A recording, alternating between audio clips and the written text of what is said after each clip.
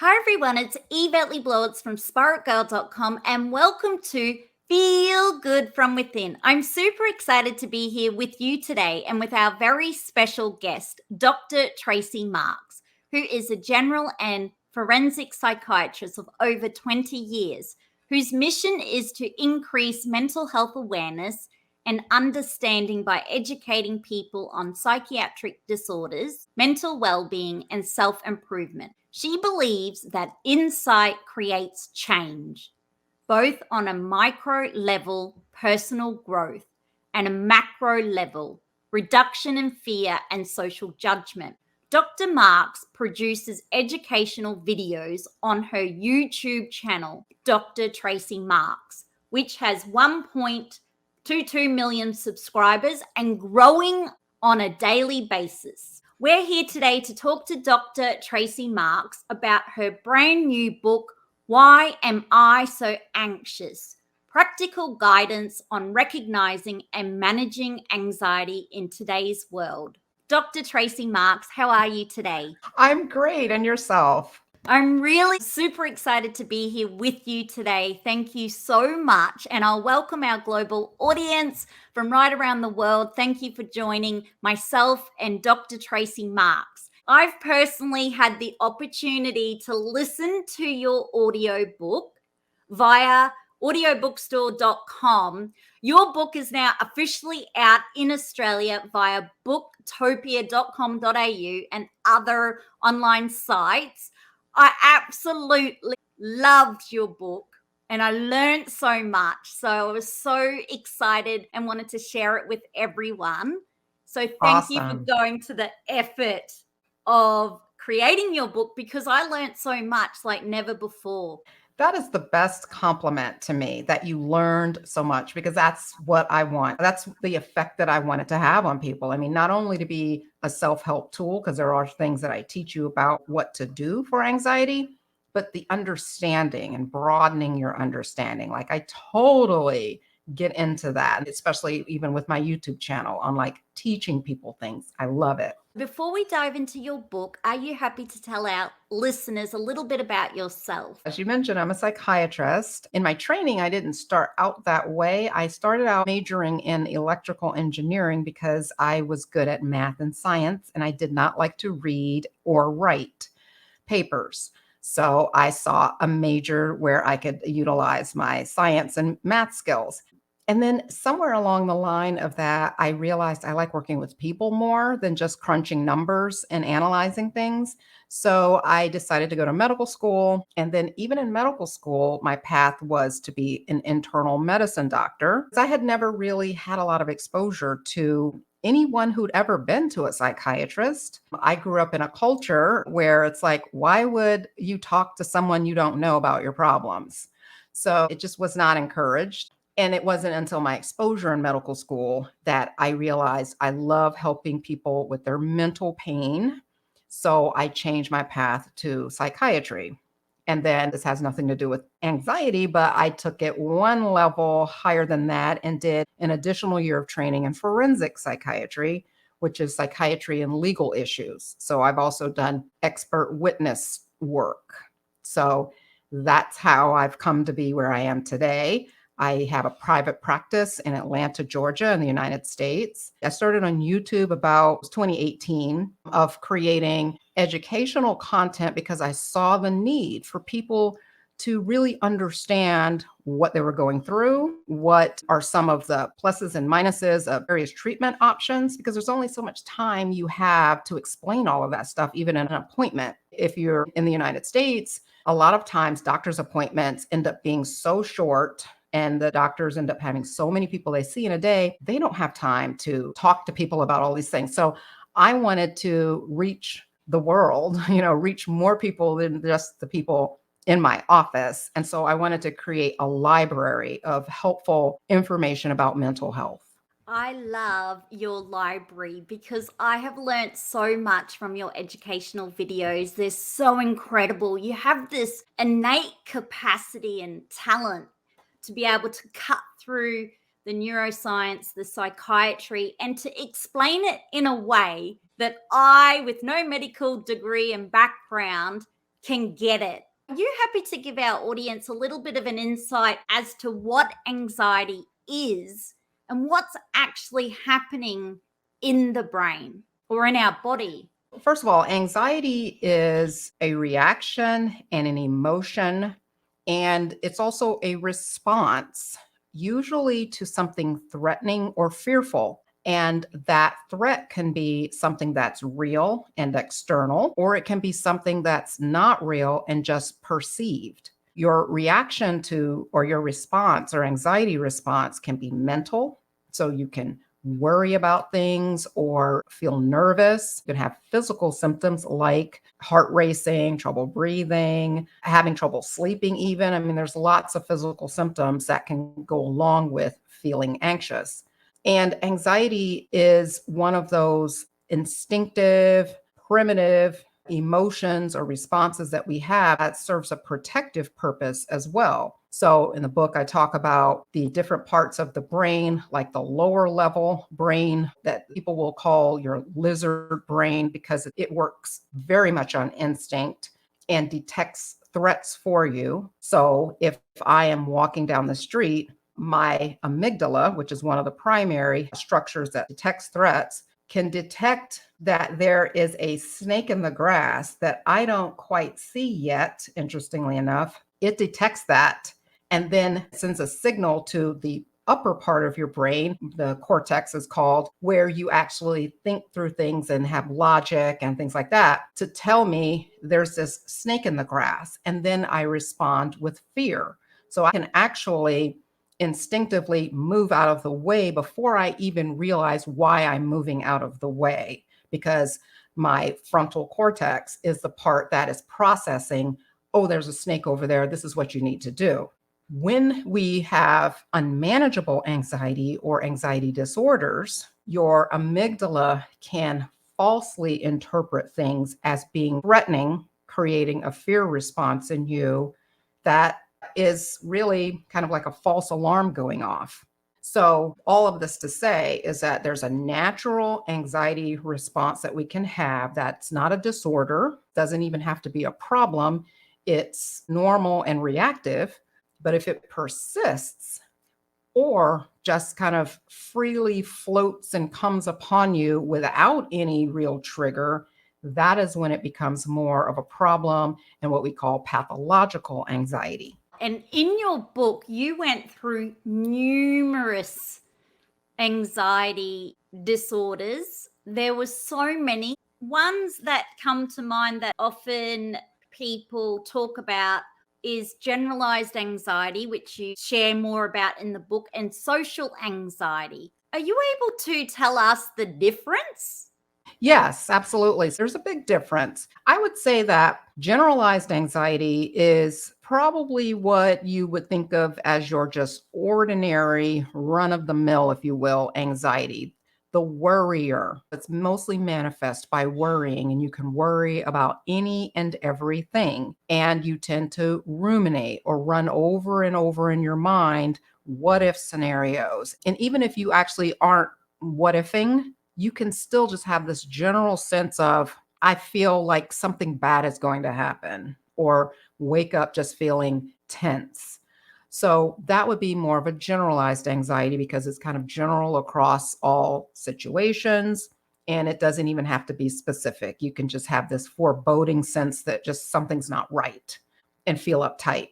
Social anxiety used to be called social phobia. So the phobias, which is having unrealistic, over the top fear of something, that's the phobias are actually the most popular type of anxiety problem, is to have a phobia for something. So social phobia used to be the term, but now it's called social anxiety disorder, which gives it more kind of a broad application, because I think social phobia makes people think that they fear being social, or they're just not very good being social. And it's so much more than that. So it's really kind of social and performance anxiety. The social part of it is when people will feel very uncomfortable around people, usually because they fear embarrassment, or they assume that people are judging them in some way. And as a result of that, they may avoid situations that put them in a position to be judged.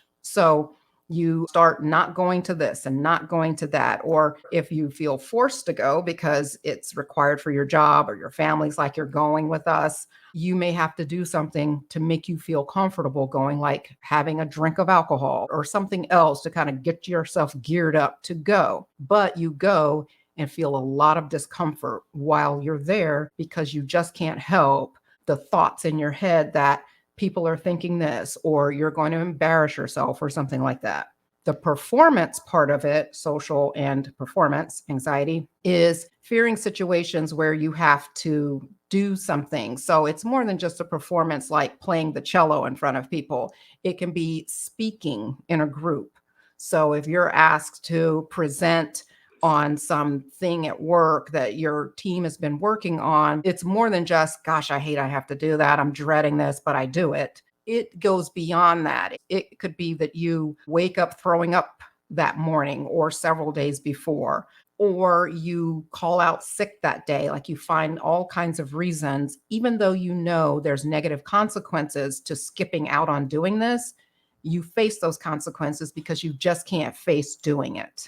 And with the generalized anxiety, if someone was in a situation, as an example, and they're facing their business going into administration or having to foreclose, whether it be a mortgage or their business, can this trigger or increase the generalized anxiety disorder? Yes, I'm glad you asked that question because so another thing that I didn't specify here with the difference between normal anxiety or normal anxiety response and pathological anxiety or anxiety disorder is with disorders, the anxiety is persistent. It's not always reasonable and it causes problems for you. So that said, if you're going to go under foreclosure or you've lost your job, it is a normal reaction to be anxious about your future.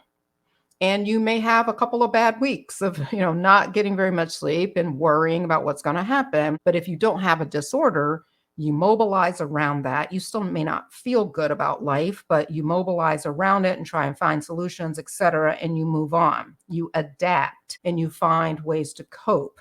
The person with the anxiety disorder doesn't need a situation to trigger that kind of anxiety. They can feel the same exact way as the person who lost their job. If they're sitting on the beach with a pina colada in their hand, they can still have chest pain, diarrhea, and just feel like something bad is going to happen really soon. I don't know what, but I just feel that way. So that's kind of the difference in how it can look from having a situation and then a response, which is normal to have a response, and having more an exaggerated anticipation of gloom and doom, or even an exaggerated response to something that you would normally have a situation. And a real quick example of that, and I use this in the book, is hearing that there's been a rash of break-ins in my neighborhood. This is an example. If I hear that someone's been breaking into homes, a normal response may be, oh my goodness, we need to get a better security system. I may have a couple of nights of not sleeping very well. But then if, I don't hear anything for a while, then I kind of settle down with it and still may not feel good about the fact that what if this person comes back? Did they get put in jail? What's going on? But it's not something that's making me lose sleep anymore. The over the top exaggerated response for the person who already say has an anxiety disorder. So it's not like that situation creates a disorder. It's how you respond, whether you have a disorder or not. So the person with an anxiety disorder hears that there's been break-ins and now they may get a new security system, but they're still not sleeping well. They are still worrying. They're still what-ifing long beyond when the situation goes away. That's like one more thing that stirs them up. But even once that situation goes away, there'll be something else that comes up that stirs them up again. So they stay stirred up. And does that mean through the pandemic, if people were already experiencing the generalized anxiety disorder, that could increase those feelings of worry? Yes, we all globally and collectively suffered during the pandemic because that was a major stressor that was unprecedented. I know we've all heard that word a lot, but it was. And so it was a normal reaction for us as a community of people to struggle in some way. Some people struggled more than others. The people who really struggled were the people who already had an anxiety disorder. And this just kind of tipped them off even more, just kind of can escalated, if you will, their anxiety. For people who already had an anxiety disorder, they're more vulnerable to decompensating even more in the context of all of this stuff coming along. And what would that decompensation look like? It could look like not being able to work. So the person without the disorder hears all this stuff, maybe doesn't sleep that great, but still gets their work done and things like that. The person with an anxiety disorder, COVID happens, and now they're just like really dysfunctional or suffering even more than they would have had they not had a disorder to begin with. And did you see an increase also in panic attacks? Yes, I did. That's a very good example of how someone who has an anxiety disorder, how it could look worse or become worse in this context of a stressor that's affecting everyone. Myself as an example, I don't have generalized anxiety disorder. But yeah, this stressed me out. I ended up working a lot harder because of people coming to see me more, and I was doing stuff Yes. online and having the whole, how do I separate work and life and all that stuff. But the person with generalized anxiety who maybe has had some panic in the past, the panic's under control and they're not really having panic attacks, but now this happens and now they're having more panic attacks. It's something that I tell my patients all the time who come to me with anxiety disorders. I'm treating their anxiety disorder, let's say with medication, and I tell them that the expectation should be that medication or any kind of treatment turns down the dial on your anxiety. You will never be anxiety free. No one will be anxiety free because anxiety is a normal reaction and response to life stressors and threats and fears and whatnot. But anxiety comes and goes in waves. When you have a disorder, say, you can have a chapter in your life where it's pretty much under control. You're able to work, getting a decent sleep, etc. You still may have bad days, but in general, life is good. And then you can have the wave can crest either because of circumstances or just because. And now your anxiety is more unmanageable. So it affects your sleep, how you eat. It affects your ability to focus and get your work done, your mind racing and things like that. Your anxiety can kind of get much worse for a time and then get much better. And so COVID can be one of those things that stirs it up. And you know what I loved about your book? You opened up as a qualified psychiatrist and shared so many personal stories. One thing I found interesting, you went out with your friends. You have a book club. Hadn't been out to a restaurant for so long. What I experienced was when we opened back up, I felt very anxious and nervous about being around other people. And it was so weird. It was like I was nearly a bit scared to go out again. Like I was happy, but then when I was sitting there with other people, I was like, oh, I hope no one coughs on me. Oh, yeah. So that's one of the interesting things about anxiety, especially, and in this situation, it was about having a panic attack in this restaurant. And one of the things about panic is it can be triggered or untriggered. Triggered would be when you recognize what makes you more anxious and what kind of makes this panic happen. And untriggered is you have this panic attack and it's like, I didn't even think I was anxious.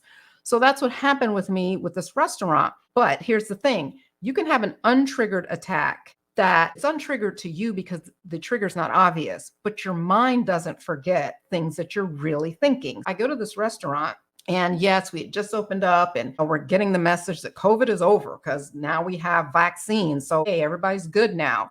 I still had my reservations, but I did want to see my friends and I did want to go out. So I put those reservations in the back of my head. I'm not going to think about that. I'm just going to go enjoy myself. But I was still thinking about it at some level because yes, I go to the restaurant. We got kind of crammed into this little tight corner that was a little warm too. And I had a margarita, which is my favorite drink. And we're eating and I'm enjoying myself. And all of a sudden, I just started feeling faint. I thought I was going to have to go to the bathroom and have diarrhea. And so I'm like, what is happening? So I get up, I go to the bathroom, and as soon as I got in there, nothing happened. So I thought, oh, okay, well, whatever that was. So I go back to sit down, and I'm sitting there again. And a few minutes later, it starts happening again. And I'm like, am I going to pass out at this table and embarrass myself and, lose control of my bowel and bladder function? So I just said, I got to go. I also felt nauseous too. I thought I was going to throw up. And I told them, I got to go.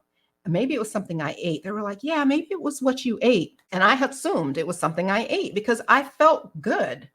So I got up, I left. And as soon as I got out of the restaurant into the fresh air and things, I felt immediately better. But I thought, well, I don't know when that thing's going to happen again. And I don't want to go in there and throw up. So I got in my car. And as soon as I got home, I was probably about 10 minutes from home. I got home and like nothing else happened. I was perfectly fine. And I was sitting there thinking, what the heck was all that? I finally concluded that I had a panic attack, but I still was baffled for a while after with that because I was like, but I was not anxious. I felt good about being there, but unconsciously or beyond my awareness, I did have some anxiety about being there. I just didn't want to admit it because I was just putting it aside. And I'm like, I'm going anywhere. I don't care. So panic attacks can be that way where the mind is powerful. And even if you say, well, I'm just going to put this aside, I don't think about it, which is a good thing. You don't want to always ruminate. You do want to practice distraction and things. But sometimes if you don't fully process true feelings that you have and just try and stuff them down, the brain says, I remember though, and I'm going to remind you of what you're really thinking about. And that was an example of that. I'm so grateful you shared that example with our audience. And thank you so much, Dr. Tracey Marks, because I loved how you included that in the book. Because first of all, it shone some light on what happened to me when I went out to a restaurant for the first time in what felt like 2 years. And I went with my girlfriend and it was supposed to be incredible and amazing. And it was all that, except the anxiety was there, and it was just because I hadn't done it for so long. And it was so like those symptoms of, I don't know, do I need to go to the bathroom? Have I eaten something? I feel sick. Is it the curry? I've got to go. And I'm sure a lot of our listeners may have experienced that too, that reaction of going out and it being like, oh, because I was just so used to staying home, and my home was my safe space, and going out in the public was like, A more contemporary example or situation where this could happen again is the return to work. Now, I don't know how it's working for you guys in Australia, but here in the United States, more companies are like, hey, we're paying $100,000 a month on these leases. We want you back in this office so we can get some use out of this office space. And so there's a lot of anxiety for people who've been working at home this time who now have to go back to work. And I would not be surprised if people start having similar experiences of going back to work and having their anxiety ramp up in ways that they're like, whoa, I didn't realize this was this bad for me.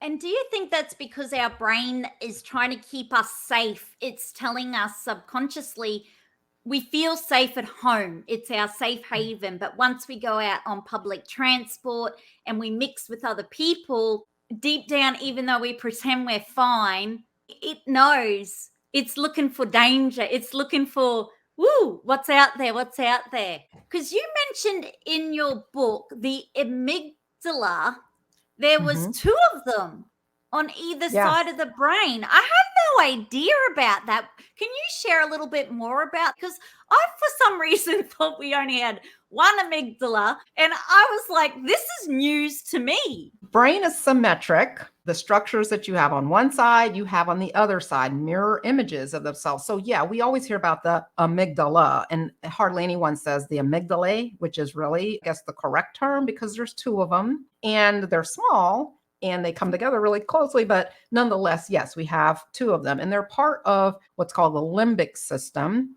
which is the part of the brain that includes the hippocampus and some other structures that are involved in memory and emotions. So kind of emotional responses and things to life are controlled at a very primitive level by the amygdala and hippocampus and whatnot. And I use the term primitive, that's a psychological term, really to mean that it's independent of a lot of complex logical thought. So, kind of going back to the lizard brain of just instinctual drives and things that push you to make decisions and have feelings independent of what you logically think about. That if you didn't have any logic or any like top half of your brain or lower part of your brain or your brainstem would still just kind of move forward and make decisions for you based on kind of like a gut feeling. That's a good way to think of it. Kind of gut feeling things come from your limbic system and amygdala and other structures. If someone's feeling really anxious and stressed, if they use a lot of stimulants, like maybe over drink coffee, does stimulants increase generalized anxiety? So yes, it can, especially if you are someone who is particularly sensitive to physical sensations. So there are some people, this is kind of more of a health anxiety, even though technically that's not the term anymore. It changed not too long ago, but somatization disorder and things like that. But we still kind of use the term health anxiety to mean that someone who worries a lot about being ill or having some kind of problem physically and having the worst case scenario of it. So I have a headache. Oh my goodness, I must have brain cancer. I know I do. And then I start reading online and signs of brain cancer, or I start having balance problems. And guess what? Now I have balance problems because that's what I saw. I'm influenced like that. But some people can notice that their heart's racing, and that triggers even more anxiety. Something like drinking coffee will naturally, because of the caffeine in it, stimulate your heart. For the person who's not sensitive to that, just may recognize, oh yeah, my heart's beating, or I feel a little amped up, but it's okay. I had my coffee this morning, etc. The person who would maybe with generalized anxiety disorder, or it's called anxiety illness disorder, but health anxiety, may start to feel even more anxious, like something's wrong with them because of now their heart is beating faster. When it comes to tools for anxiety, are you able to share a tool? Yes. In the book, I give you 20 something tools to use, a bunch of them. And I divide them into mind tools, body tools, and behavior tools. And they're kind of offshoots of cognitive behavior therapy. You can think of it as a self-help approach to cognitive behavior exercises that you could do on your own. But some of them work even better, say, if you had a therapist guiding you in them. One of the tools that I talk about in the mind tool section, in the cognitive section, is affective labeling. Affective labeling is very basic and simple, but it makes a big difference. It is attaching words to your emotions. And so something happens. Some people don't always know how something makes them feel. And that confusion or lack of clarity can make you feel more unsettled, and not necessarily overtly nervous and anxious, but unsettled internally. And that being unsettled or dis-ease or uneasiness can worsen anxiety. It can be kind of a subtle effect, and it can have a cumulative effect as well. Let's say I get yelled at, or I have a negative interaction with someone at work. Someone insults me. I could just say, that made me feel bad. But the more specific I can be, that actually made me feel demoralized. It made me feel like I'm not very smart. So I felt insulted. I was shamed by them saying this in front of a bunch of people. I mean, there's lots of emotions that the person could have. Bad is just not very specific. It's something, at least you recognize that made you feel bad. Because some people could say, oh, it's all good, I'm good, when it's not. At least you identify that it made you feel bad. But you need to take it a step further and identify what's the actual emotion that you felt. And just doing that, of attaching specific words to your emotions, helps take some of the negative steam out of the emotion. It kind of deflates it. It doesn't mean you won't feel it. Like, okay, I feel unrecognized. Yay, I'm so good now. It's all gone. No, I mean, it's not like that.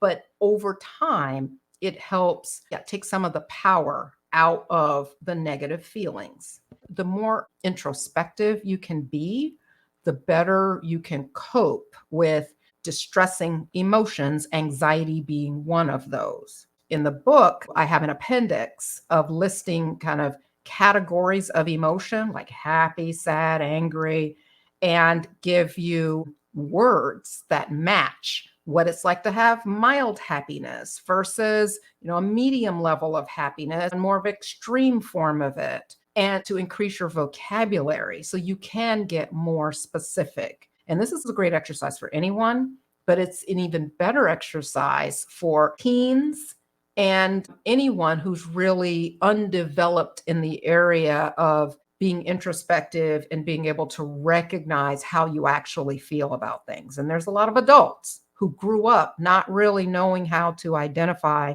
how you really feel about things, especially if you grew up in an environment where it wasn't okay to have negative emotions. It's all supposed to be good. You're supposed to just make it go away. We're not going to talk about it. Then you can grow up being very behind or stunted in your development of being able to recognize how you really feel and process it. I have to say, they should really be teaching why am I so anxious at every school and university right around the world and every workplace.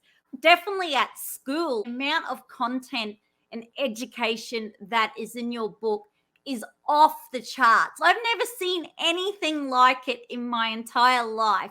The level of detail you've gone through, it is unbelievable. It is more than value for money. I have to recommend it to everyone who's listening in, whether you want to listen to it on audio form or get a copy of this book, because Dr. Tracey Marks, we've only scraped a little bit of the surface of your book today. I know. There is so much information in there. I want to finish off on one of your favorite topics, which a lot of our listeners who love to visit the spa, who love to get massages, who love essential oils will be able to appreciate that if you listen to Why Am I So Anxious, you'll learn so much about this. Now, your family call you the potions master. Why did you want to include the benefits of essential oils as a complementary to psychiatric medication as well? Because I think there's so much value in it that we as a medical community, I would go even further to say allopathic medicine. So allopathic medicine is the traditional MD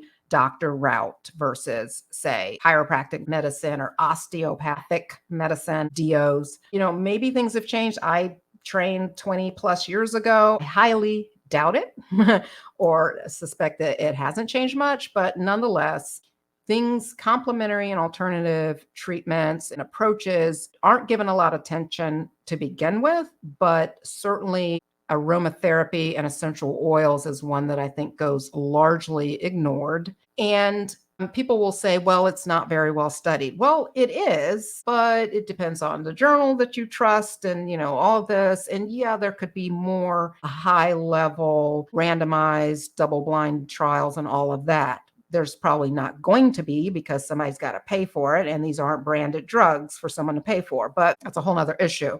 The point is that plant medicine is real. I mean, we see it with CBD and cannabis and all that. I mean, things are exploding in that realm, but essential oils is the same concept that plants have constituents or have oils in them. We call them constituents, but have compounds in them that have a physiologic effect on us. Whether it is THC or CBD, okay, those are just one type of organic compound in a plant oil. But there's also things like terpenes and types of chemical compounds in these plants that have lots of different effects. So some of them are relaxing, some are stimulating, some are healing in other ways.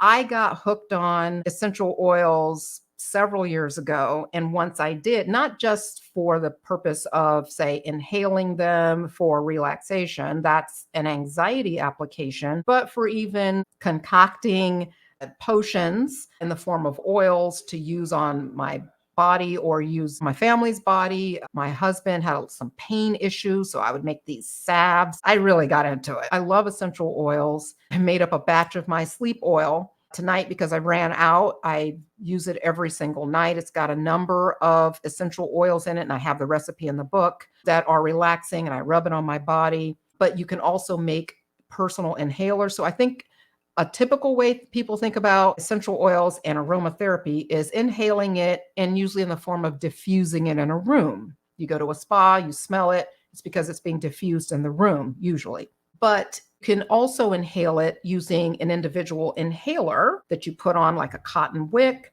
And that actually is more convenient because you can take it with you. You can stick it in your purse. No one else has to smell it. So if you're in an office setting, a school setting where you can't just go light up incense or diffuse something, you can pull out your own inhaler. So it's very portable that way. And when you inhale, the oils have these compounds that are volatile, which means that they can go from liquid form to gas form at room temperature. So that's how we get it to go from seeing it in the oil to it actually entering into your brain, because it becomes a gas that you inhale. And then the pathway to your brain is through your olfactory nerve, which is your smelling nerve. And that nerve runs along your hippocampus and your temporal lobe, which is why it can affect you emotionally. So there's a real science behind it. And I think it's very underutilized, aromatherapy. I loved how you shared that. For someone who's been visiting spas for many, many decades and noticing the mental health benefit of the aromatherapy oils when they use them in the massage in particular, and even when they get you to inhale it to relax you before the therapy. And we have even wellness retreats, Gunwana, and they have many, many products with the aromatherapy. And that was very popular during COVID, where people that were making aromatherapy oil, that were talking about the benefits to help with the anxiety and the stress and with sleep and things like that. Obviously, when a client comes into you, you would treat them initially with medication, but are there also other things that you recommend that they do on a day-to-day basis to help with their anxiety? Well, as far as something else to take that's natural, probably the top two things that I recommend is lavender, which is going back to essential oils, but there's a company that has put lavender into a pill form, because you have to be careful about taking these essential oils orally. They've packaged it up, and in the US, one brand is called Calm Aid, but the actual patented pill is called Silexan. Silexan. So that's one thing. And it has had a lot of robust studies showing effectiveness for anxiety, even competing with Paxil, an antidepressant, and Ativan, which is a benzodiazepine. Like, it's been tested against those. So that's one thing I'll recommend to people. I've had some patients who love it and other people who've said, I'm not sure if it helped much. Okay. The second thing I usually recommend is magnesium. Magnesium is a very good agent to use because it has lots of positive effects on the brain, one of which it actually affects brain-derived neurotrophic factor, which helps. I know one of your other guests have mentioned about it being like fertilizer for the brain, and it is. It's wonderful in helping rewire and also kind of prune out damaged nerves, kind of helping with doing the cleanup there. And it's also one of those essential elements that's needed by the body. And people who are anxious tend to be low in magnesium and tend to waste magnesium. Their body doesn't store it as well. So the catch with magnesium is taking the right form of it. Some of it can be very relaxing and things, but can also like relax your bowel system and make you have loose stool. So some of it can promote diarrhea. I usually recommend the citrate form of it, magnesium citrate. That's one kind of middle of the road formulation that doesn't have quite as much diarrhea potential. Magnesium oxide is usually one I don't recommend for that reason. I have tried to take magnesium myself, and I don't always remember to take it, because what I've found is I've had a hard time finding a very concentrated pill that a lot of times it'll be like 3 big capsules. So if I really want to take stuff like turmeric is another one that's anti-inflammatory agent. And if I take my turmeric and then fish oil and then magnesium, I've got like a handful of pills. And I don't always feel like taking a handful of pills. So the magnesium tends to go. But another form of the magnesium that I've had people like to take is a powder form, and they'll make like a little drink, and it may help you relax for bed. I love in your book, you talk about if you can get it also in the food, having avocado, having nuts, having greens. I was like, I need to up this game with my avocado, my nuts, my greens. That was a really big thing I learned from your book, because I didn't realize magnesium was so important, especially for anxiety. Particularly, I had no idea. Yeah. And pumpkin seeds is another Yes. concentrated form of it. And that's something you can sprinkle on a salad or even on rice. I mean, you can add it to your meals without it necessarily building a meal around it. I mean, there's so much to learn in your book. It's incredible. Before we say goodbye, because I could talk to you forever about your book, and it's really late where you are, and I'm conscious of this. So you're always helping people. You're so passionate about educating people with mental health and really breaking down the mental health stigmas. How do you look after yourself? What are some of your own self-care rituals? I try and be disciplined about exercising between 4 and 5 days a week. That's usually going to a gym for me because the equipment there is better than what I have at home. But if I don't get to the gym, I also like taking walks in my neighborhood, being out in nature and the fresh air and whatnot, and the sunlight and vitamin D and all of that is very helpful and an added benefit to walking. So rather than just like being in a gym with the four walls and I'm on some treadmill, walking in my neighborhood has the added benefit of being in the fresh air and also having the sunlight. I do some gentle yoga, probably more on the weekends when I don't go to the gym. So I'm still having some level of movement, but even that ends up being quick because what'll happen is a Saturday morning, I wake up and I'm like, oh, I don't feel like doing anything. And then like the thought of having like some hour that I've got to do something, like I don't want to have stuff I have to do. So that'll be quick. I actually did more yoga during COVID when the gym was closed than I do now that I'm getting out to go to the gym. But here's something, what I do that's not scientific or anything is having time to myself where I can do whatever I want and no one's talking to me. And sometimes that's binge watching shows. Like I plan to watch House of Dragon tonight. And just being able to do what I want to do. My husband may be sitting next to me, but like having time where I'm not talking or processing and I'm just not having to think hard. I make sure that I have at least an hour of unwind time before I go to bed. Like I used to kind of pound it hard maybe about 10 years ago when I was starting my practice, see patients, and I'd have to do admin for stuff in the evenings and all that. And I'd just go from work to bed. And that is a definite no-no. And I'm not talking about the wind down before bed of, preparing for bed and getting to bed. No, I need an hour even before then, preferably 2 hours. I can just binge watch something or just mindlessness of whatever to feel like I have some time to myself.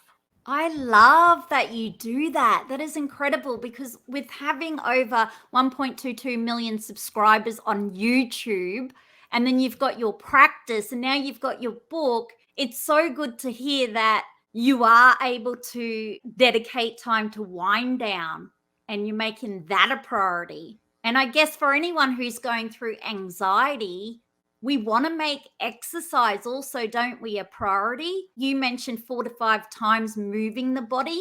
Can that in itself help with anxiety? Absolutely. Yeah. I think the kind of foundational things that have to be attended to are exercise, diet, eating as clean as possible, sleep, 7 to 9 hours for an adult. Those are kind of the 3 main foundational things: exercise, eat what you eat, and sleeping. And then you layer the other stuff on top of that. I wasn't always good at prioritizing time to myself. And what that takes for me is saying no to people and not feeling bad about it. So Love that. can you help me with this and that and the other? Sorry, no. Because I used to think all I'm doing is watching TV. So why can't I help this person? because watching a TV is important for me. I Yeah. need time to just watch TV or do what I want to do and relax.